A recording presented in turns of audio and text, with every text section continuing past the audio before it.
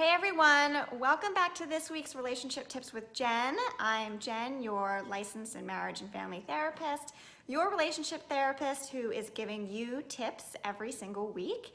And I'm happy to say that I'm getting really good feedback from all of you, and I will be continuing to share and post all of these videos every week so that you can have the best relationship that you want.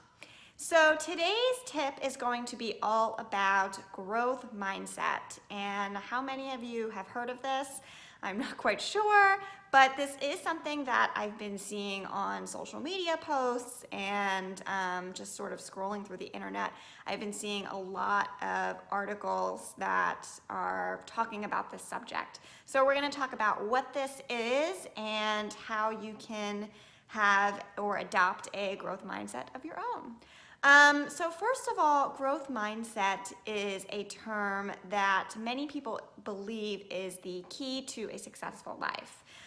It's the belief that people's most basic abilities are developed through dedication and hard work, working every single day towards your goal. Our brains are basically adaptable and they're changeable.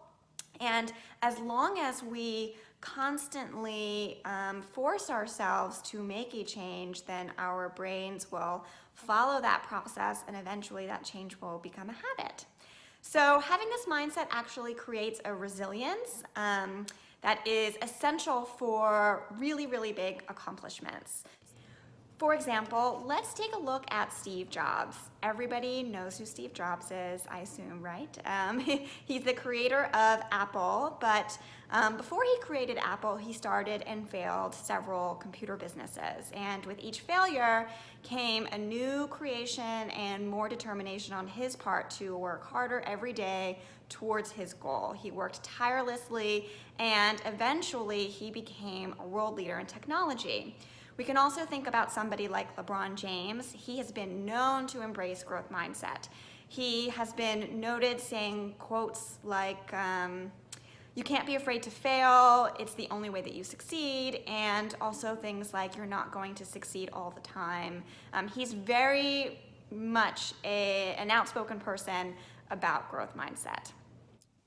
So you might be thinking that this framework is similar to the law of attraction. And for those of you who know what the law of attraction is, it is if you think about it, you will get it. If you focus on it, you will get it. A lot of people who believe in the law of attraction will create dream boards and just constantly focus on the thing that they want. It is different from the law of attraction. It could not be further from the law of attraction. Having a growth mindset means that you're actively working towards your goal every single day. You don't stop and you don't give up and you don't just wish that something will happen for you and then want it to just fall on your lap. You're actively doing something different every single day that is going to help you reach your goal. So instead of seeing failure and giving up, you see failure as a learning curve and you embrace the process. So people who do not have a growth mindset have something that's called a fixed mindset. And this mindset prevents change from happening. It keeps you where you are. And often the person who adopts this mindset takes it on because it protects them. It protects them from pain, from fear, from failure, anything that feels really scary and overwhelming. It keeps that person exactly where they are in their life. People with a fixed mindset say things like, I can't change the way that I am, and you sort of just have to accept me because you knew this when you met me. So they really push back against a lot of change. Needless to say, there's actually a science behind the growth mindset. It is rooted in our brain's ability to adapt and create new pathways, and it's all about learning, which is awesome. There are many studies about growth mindset that include children, but obviously you and I are here to talk about your relationship. So it's obviously beneficial in improving your relationship. Instead of saying to your partner, I can't change, this is who I am, accept me, someone with a growth mindset might say, I want to do better, help me learn, how can I be there for you? A person with a growth mindset really embraces learning and they see failure as, like I said before, a learning curve. So if you have a fixed mindset, that's okay. There are definitely ways to try and embrace more of a growth mindset so that you can get the things in life that you maybe have been missing out on just because you've either been afraid or just too scared to go after it. So I have a list, and here it is. I am going to read you because, to be quite honest, I can't memorize this whole list. So I'm going to read you 25 things that you can start doing today for a growth mindset. I'm also going to post this list, and I'll probably put it on my screen somewhere so that you can all read it and it's easy to see as I'm saying it out loud. Okay, so number 1, acknowledge and embrace your imperfections. You don't want to hide from your weaknesses. 2, view challenges as opportunities for self-improvements. 3, try different learning tactics and strategies. Don't consider any strategies as a one-size-fits-all.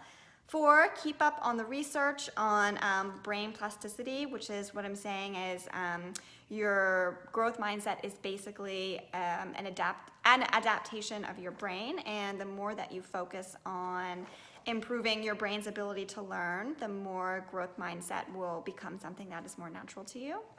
5, replace the word failing with the word learning in your vocabulary. That's very good.